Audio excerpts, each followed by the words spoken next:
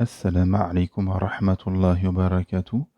Que la paix soit sur vous ainsi que la miséricorde et la bénédiction. Ça n'a échappé à personne. Il y a une déconstruction totale, surtout en Occident.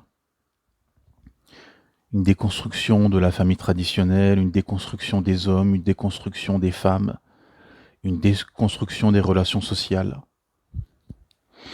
Plus personne sait où il va, plus personne sait quel est son rôle dans cette société. Entre ceux qui errent sans savoir où ils vont, pourquoi ils existent, entre ceux qui cherchent à propager la corruption sur Terre via les vices, via les mensonges politiques, via la délinquance, via la déconstruction des mœurs et la propagation de la perversion. Au milieu de tout ça, le croyant sincère qui chemine et qui a comme modèle le modèle de vie spirituel et qui a encore des valeurs et qui voudrait vivre comme ont vécu les prophètes, comme ont vécu les gens qui ont suivi les prophètes, avec une famille traditionnelle, un modèle de la femme spirituelle et un modèle de l'homme spirituel, eh bien ceux-là sont marginalisés, moqués, combattus, de moins en moins nombreux. Tant l'époque est folle, où les plus corrompus sont au pouvoir, où les menteurs, les pervers sont honorés, les véridiques et les pieux méprisés, combattus, où la spiritualité, la morale religieuse, l'islam est criminalisé, et où les perversions, le libertinage est valorisé et est mis, est vendu comme un modèle moderne et un modèle qui serait bien. D'ailleurs, il n'y a plus de bien ni de mal dans ce système. Tout est bien, tout est halal, tout est autorisé. Et c'est pour ça qu'on arrive à cette déconstruction. C'est pour ça qu'on arrive avec ces hordes de racailles qui déboulent dans les rues d'Europe à saccager, que les politiciens sans honneur et courage sont devenus de véreux carriéristes qui cherchent juste leur intérêt, non l'intérêt des peuples, que les femmes et les hommes n'ont jamais été autant divisés, ne se comprennent plus, ne cherchent plus à vivre ensemble, mais à vivre séparés et à se côtoyer seulement pour des plaisirs interdits. L'égoïsme et l'individualisme n'a jamais été autant à son apogée. Les anciens, complètement dépassés par les nouveaux codes et par l'époque, ne blâment plus grand-chose. Les discours religieux font fuir car ils appellent à un combat de l'âme qui a été complètement liquéfié avec le temps dans ce système. Ce système appelle plus à suivre ses penchants, ses désirs, ses passions, à suivre son âme incitatrice au mal qu'à la combattre. Donc forcément, tout discours religieux, tout religieux vient et sera en porte-à-faux avec ce qui est vendu depuis tout petit dans les écoles occidentales. Comprenez? Et finalement, ces gens, et c'est là finalement l'ironie de l'époque, c'est que, et de l'épilogue de ce système, c'est que tous les gens qui ont construit, qui ont bâti ce système corrompu, finalement, aujourd'hui font un mea culpa. Aujourd'hui comprennent finalement qu'il n'y a plus d'ordre, plus de hiérarchie, plus de règles, tout est bafoué, il n'y a plus de sacré, il n'y a plus rien qui va.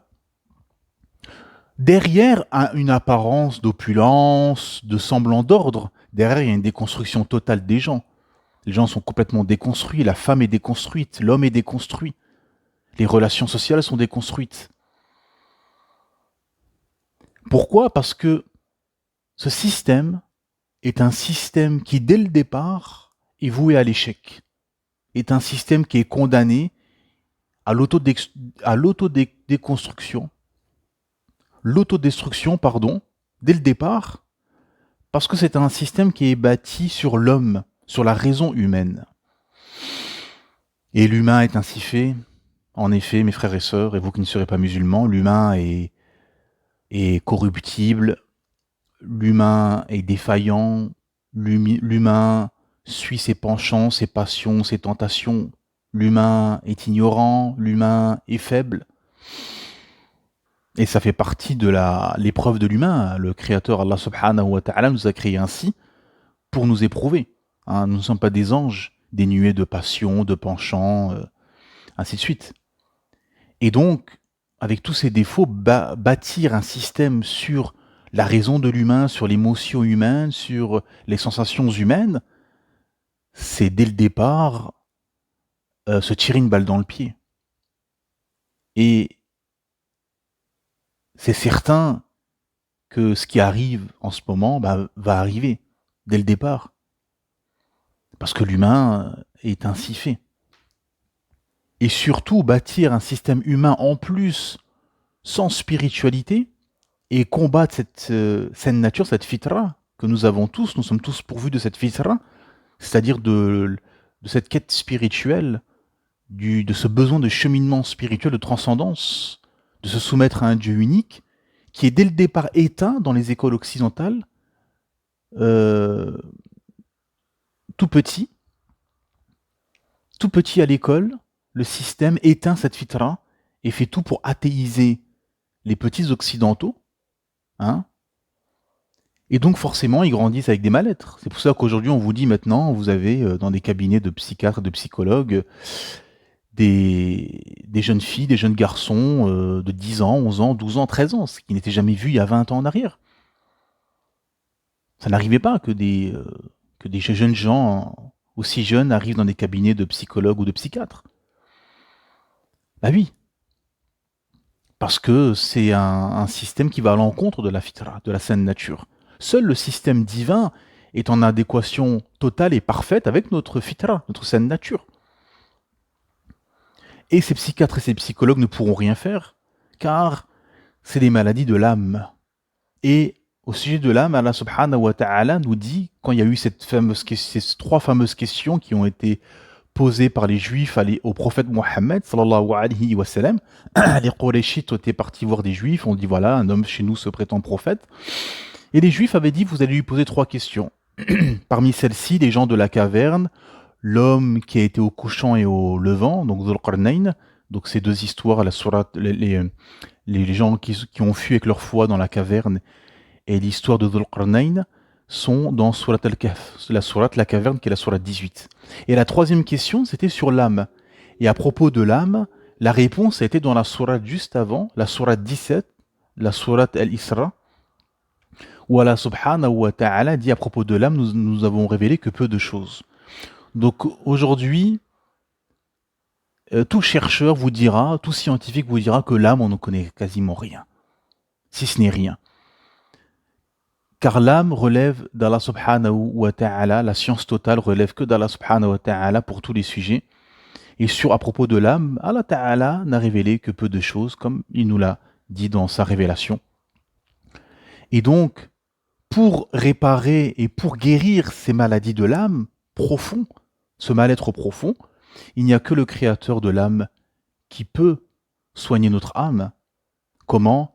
Via en se soumettant à lui, via en utilisant les outils qu'il nous a révélés, le Coran, la Sunna, et en se rapprochant de lui.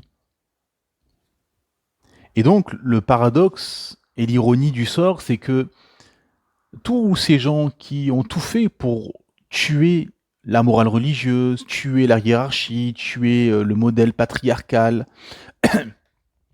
tuer tout ce qui était établi, hein, via la laïcité, via tous les mouvements, notamment mai 68, l'américanisation des sociétés, des esprits, la propagation du féminisme, la propagation des vices, la propagation d'une vie libertine via les séries, via les films, finalement a fait que tout a été déconstruit.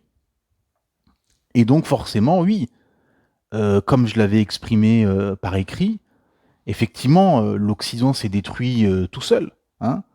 Plus d'autorité religieuse, donc qui a comme conséquence d'une déconstruction des mœurs, de la famille traditionnelle et de la morale. La promotion du féminisme, qui fait que ça a divisé les hommes et les femmes, qu'il y a une explosion de divorce, de célibat, de misère charnelle, de misère à tous les niveaux. Hein. Le fait que le capitalisme a tout fait pour que les femmes aillent au travail, bah oui, parce que ça a été petit à petit, hein, le capitalisme a d'abord envoyé les enfants, après avoir envoyé les hommes au travail et les avoir sortis de leur ferme et de leur champ de labour pour le capitalisme. Ensuite, c'était les enfants qui ont été envoyés. Ensuite, ça a été les femmes qui ont été envoyées au travail. Et ensuite, ça a été les immigrés. Hein. Petit à petit, le capitalisme a avalé tout le monde. Et qu'est-ce qui s'est passé? C'est qu'à l'inverse, les foyers se sont vidés. La famille traditionnelle a été déconstruite petit à petit. En envoyant les femmes au travail, ben, plus personne n'était à la maison pour s'occuper des enfants, pour faire des enfants. Et donc, au travail, forcément, avec la mixité, le mélange homme-femme, ben, les divorces ont explosé, les tromperies, l'adultère, etc. Hein. Et donc, la famille traditionnelle a été abattue à terme, de façon logique, finalement. Hein. Quand vous regardez les choses, il y a toujours une sorte une logique, comprenez? Une sorte de continuum, c'est-à-dire de continuité euh, par rapport aux faits établis. Les conséquences sont le résultat de causes et l'un va avec l'autre. Il y a une logique toujours, souvent en tout cas. Et donc forcément, il y a eu cette tension entre les hommes et les femmes par la suite, le déséquilibre social, la dénatalité, la déconstruction du patriarcat a fait qu'il n'y ait plus d'autorité, plus de hiérarchie. Donc qu'est-ce qui se passe? Danger pour les femmes, danger pour les enfants. Parce que le patriarcat, l'autorité masculine protège les enfants, protège la femme, protège la famille. Hein. C'est l'homme qui a toujours protégé son foyer. Une fois qu'on a chassé l'homme du foyer, qu'on a déconstruit l'homme et qu'on en a fait quasiment une femme bis et que la femme on en a fait un homme bis, ben, il n'y a plus personne, il n'y a plus d'autorité, il n'y a plus d'équilibre. Vous comprenez? Cette folie de l'égalitarisme n'a aucun sens. L'égalité n'existe pas. La preuve de cela dans dans les sociétés occidentales, vous pouvez le constater. Le foot féminin, par exemple, est dans l'anonymat. Le foot masculin génère des millions, voire des milliards.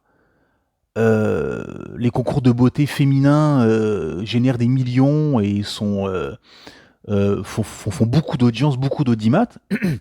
Les concours de beauté masculins sont dans l'anonymat. C'est-à-dire que l'homme et la femme ont des caractéristiques qui sont pourvues, sont pourvues de part et d'autre. Chacun a des caractéristiques biologiques, physiques, mentales, émotionnelles, à tous les niveaux, qui sont propres à chacun. Et ça, on ne pourra jamais changer. Vous pouvez faire ce que vous voulez. C'est pour ça qu'aujourd'hui, les jeunes filles d'aujourd'hui, malgré toute la propagande LGBT, féministe et compagnie, les jeunes filles, les petites fillettes de 5 ans, 6 ans, etc., ben, aiment bien le rose, aiment bien le rouge, aiment bien des couleurs vives comme celle-ci, aiment bien jouer à la maman, aiment bien le maquillage, aiment bien tout ce qui est tout ce qui a trait à la maison. Et les petits garçons ben, aiment bien tout ce qui est extérieur, voilà, jouer au camion, etc. Hein. Ceci est factuel. Et donc le féminisme, en fait, est un danger pour la femme. Parce que le féminisme a tué la féminité de la femme et a mis les femmes en position de danger. Contrairement au patriarcat le patriarcat protège la femme. Plus de lois dissuasives, telles la peine de mort, bah, qu'est-ce qui se passe? Il y a comme conséquence les racailles, la délinquance, les mafias, la corruption politique. L'avant d'un paradis illusoire mondain fait que les gens vont courir vers ce paradis perdu qui n'existe pas.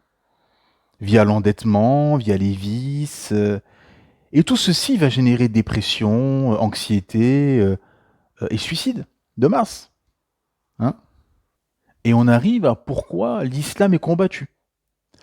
Parce que l'islam est le seul obstacle à ce système. Et l'islam est en porte-à-faux avec ce système humain, basé sur la raison humaine. Parce que l'islam est un système divin qui est aux antipodes de ce système. Et surtout, l'islam te donne une raison de vivre, te donne une perspective, t'explique pourquoi tu existes, quel est le but de ta vie, quel est le but de ton passage sur Terre, qu'est-ce qui t'attend après la mort, qu'est-ce qui t'attend dans ta tombe, qu'est-ce qui t'attend le jour du jugement. Et cet espoir dans l'au-delà, du paradis éternel, du vrai paradis. C'est pour ça que quand vous analysez ce système, ce système des hommes, c'est un système en fait de Dajjal finalement, antéchrist. Pourquoi? Parce que il appelle à l'inverse de la spiritualité, de la religion, de la révélation, et il appelle finalement à vivre ce paradis promis dans l'au-delà, dans ce bas monde. Vivez, consommez, suivez vos penchants, vos passions, vivez comme un libertin, et ne vous occupez pas d'après la mort, restez dans ce logiciel. Et c'est une philosophie de vie qui mène nulle part. Pourquoi? Parce que cette vie est ponctuée par la mort. Naam, on va mourir. C'est-à-dire qu'on n'est pas éternel dans ce bas monde.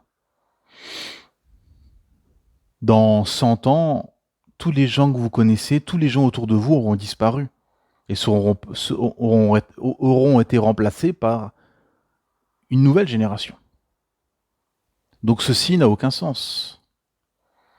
Et c'est pour ça que l'islam est criminalisé, l'islam est combattu, parce que Shaitan, Allah subhanahu wa ta'ala dans le Coran, nous a expliqué que Shaitan aura des suppôts parmi les djinns, parmi les ins, parmi les djinns, parmi les humains, et qui vont tout faire pour rendre tortueux ce chemin, pour combattre la vérité. C'est pour ça qu'il y a cette inversion des valeurs totales. C'est-à-dire que des plages nudistes, où des vieillards de 80 ans et des jeunes filles de 10 ans peuvent se promener tout nus, hein, cette perversion et cette absurdité. Par contre, une jeune fille de 15 ans qui voudrait se voiler serait vue comme quelque chose de criminel, contre la morale. Wal'iyadu billah. Donc se voiler, faire la prière, faire les ablutions, est vu comme quelque chose de criminel. Par contre, le libertinage, échanger son épouse avec une autre épouse, être nu dans des plages nudistes, changer de sexe, etc., c'est quelque chose qui est acceptable et qui ne va pas contre l'ordre établi, qui ne va pas contre la saine nature des uns et des autres. Vous voyez l'absurdité de ce système. On va à l'inverse, en fait, de la fitra, de la saine nature. Et c'est là où on arrive, où ça mène nulle part. Et c'est pour ça qu'il y a toute cette déconstruction, c'est pour ça que les gens sont en dépression, c'est pour ça que les gens sont malheureux. Et c'est pour ça que beaucoup de gens embrassent l'islam. Parce qu'ils comprennent qu'il y a quelque chose qui cloche avec ce système, et ils voient en l'islam l'ordre établi, la logique absolue, pour une vie saine, pour une hygiène de vie correcte, pour un cheminement optimal, et pour un espoir dans l'au-delà. Et donc oui, Naam, bien évidemment, tous les jours sur les plateaux de télé, les gens vont pleurer. Vont pleurer en voyant toute cette déconstruction, tout ce non-sens, parce que ils ont tout fait pour finalement établir un système bâti sur la raison humaine, sur l'émotion, sur les ressentis humains, etc. Mais, c'est-à-dire pousser les gens à suivre leur passion, ça n'a pas de sens. Comprenez? Vous dites à un enfant, fais ce que tu veux, mange toutes les sucreries que tu veux, regarde des écrans pendant des heures, etc. Lui, il est content, il est satisfait. Ça satisfait son âme, sa soif d'absorption de plaisir. Hein. Mais ça va le détruire. Toutes ces sucreries vont être dangereuses pour sa santé, vont détruire sa dentition, et ces écrans vont l'abrutir et comment dire, déséquilibrer sa construction au niveau de son esprit, de son cœur, de sa perception du monde. Hein. Les études le montrent très bien, quoi. Les écrans détruisent la psychologie de l'enfant, le déconstruit plus qu'il le construit. Hein. Et on arrive aussi à la propagation et cette cet abrutissement généralisé via les influenceurs. Hein. Le système a tout fait pour promouvoir finalement ces petites deadgels, hein, qui appellent au vice, à la dépravation, à suivre les passions, etc. Et ces gens génèrent des millions de vues, des millions d'euros. Et le prophète Mohammed sallallahu alayhi wa sallam nous a annoncé ça. Il nous dit dans un hadith sahih rapporté par l'imam Ahmed rahimallah qu'avant la venue et l'avènement de Masih ad-Dajjal, il y aura des années de grands tromperies, durant lesquelles le véridique sera démenti, tandis que le menteur sera jugé véridique, dans lesquelles on craindra la trahison de la personne de confiance, tandis que l'on fera confiance au traître, et durant lesquelles les Rouaïbida prendront la parole. Quelqu'un dit, qu'est-ce que les Rouaïbida? Rasulullah sallallahu alayhi wa sallam dit, ce sont des pervers, c'est-à-dire dans le sens religieux du terme, c'est-à-dire désobéissant à Allah, transgressant les lois et les interdits d'Allah subhanahu wa ta'ala. Ce sont donc des pervers qui s'expriment concernant les affaires générales de ce qui concerne l'ensemble des gens. Et on est en plein dedans. Et tous ces gens ont été parmi les causes de l'abrutissement généralisé. Des nouvelles générations qui sont complètement pris au piège par le système. Les gens ne réfléchissent plus. Les gens suivent sans se poser de questions. Un peu comme dans un système à l'opposé, ou plutôt comme dans une situation opposée, une situation chaotique, de guerre, avec des bombes, etc. Où là, les gens ne réfléchissent plus, les gens courent, les gens cherchent des abris, cherchent à sauver leur peau, à manger, à sauver leur famille, etc. Donc, ils ne sont pas dans une situation de réfléchir, d'étudier, d'apprendre, etc. Hein, notamment l'une des sagesses du pacte d'Al-Hudaybiyah, le pacte de 10 ans de paix du prophète Mohammed sallallahu alayhi wa sallam avec les Qurayshites, ce pacte de paix qui a fait que les expéditions et les combats se sont arrêtés, qui a fait qu'à ce moment-là, oui, la da'wa peut se faire plus facilement que dans une situation de guerre où là, c'est difficile de faire da'wa, les gens ils t'écoutent pas, etc. Et là, c'est un peu à l'inverse, c'est-à-dire que c'est un système chaotique, mais pas au sens propre du terme et en apparence comme dans une situation, comme sur un champ de bataille ou comme un pays qui serait dévasté par la guerre. Non, c'est-à-dire que c'est une déconstruction subtile, cachée, qui fait que les gens n'écoutent plus. Les gens suivent la matrice, les gens suivent le système, ne se posent pas de questions. Pourquoi? Parce que c'est en adéquation avec leur penchant, leur passion, leur tentation, leur plaisir. Vous comprenez? Et l'islam, donc c'est pour ça que l'islam est combattu, parce que ça va à l'inverse, parce que l'islam c'est un jihad fin nafs, c'est-à-dire l'effort sur son âme incitatrice au mal. C'est l'inverse de tout. On entend beaucoup de gens sur les réseaux sociaux blâmer l'islam en disant comment ça se fait, regardez cet islam, tout est interdit, on ne peut pas faire ci, on ne peut pas faire ça, etc. etc. Bah oui, bah c'est l'épreuve, c'est l'épreuve, tout simplement. Il n'y a rien de compliqué à comprendre. T'es pas un ange. Les anges ont été créés de raison sans passion. Les animaux, sans raison, mais avec les passions. Nous sommes dotés des deux. Nous avons la raison et nous avons les passions. Et c'est l'épreuve. C'est-à-dire que la femme aime sa chevelure. La femme aime montrer sa beauté. C'est son atout principal. La femme aime s'exposer, être la plus belle, être valorisée, avoir des compliments. Allah Ta'ala lui dit couvre-toi. Couvre cette beauté et réserve-la seulement pour ton époux à la maison. Waouh, c'est un effort. C'est un effort de la part des femmes. L'homme aime les femmes et est attiré par la femme. Oui, mais seulement via un mariage. Et il faut que tu assumes ce mariage. C'est à toi d'assumer les dépenses. C'est à toi de t'occuper du foyer, etc. C'est-à-dire que l'humain est simplificateur. L'humain aime aller à l'essentiel et aux choses simples sans trop réfléchir, sans trop de gymnastique intellectuelle ou physique. Et l'épreuve, elle est celle-ci, c'est-à-dire de faire cet effort, de combattre ses penchants, de combattre son âme. C'est le principal combat. Si tu n'es pas capable de combattre tes penchants, tes passions, tu ne pourras pas combattre tes ennemis sur le champ de bataille. Bah oui, parce que si la religion, c'est fais ce que tu veux, suis tes penchants, tes passions, tes plaisirs, Bah c'est facile. Tout le monde va au paradis. Tout le monde va suivre cette religion. Demain, quelqu'un vient et dit voilà, ma religion, c'est suis ce que tu veux, suis tes passions, vis comme tu veux. Juste crois en Dieu et salam alaikum, c'est tout. Bah c'est facile. Il n'y a pas d'effort. Il n'y a pas de jauge où on va pouvoir constater qui est hypocrite, qui est sincère. Et on a un exemple magistral à l'époque du prophète Mohammed sallallahu alayhi wa sallam. C'était dur, l'adversité. Comme aujourd'hui, les croyants sont dans un système pharaonique, tyrannique, c'était pareil pour les compagnons. Et c'est dans le système des Qurayshites, avec un combat idéologique, un combat militaire, de l'oppression, de l'intimidation, etc. Donc c'était très dur. Fallait combattre cette adversité. Et donc forcément, seuls les sincères se sont accrochés au wagon et ont suivi le message et le messager. Mais les hypocrites étaient entre les deux, ne sachant pas quel camp choisir. Quand les musulmans gagnaient, ils étaient avec les musulmans. Quand les incroyants gagnaient, ils étaient avec les incroyants. Ça fait partie des sagesses. Pourquoi le prophète Mohammed sallallahu alayhi wa sallam n'a pas gagné toutes les batailles avec des victoires éclatantes à chaque fois.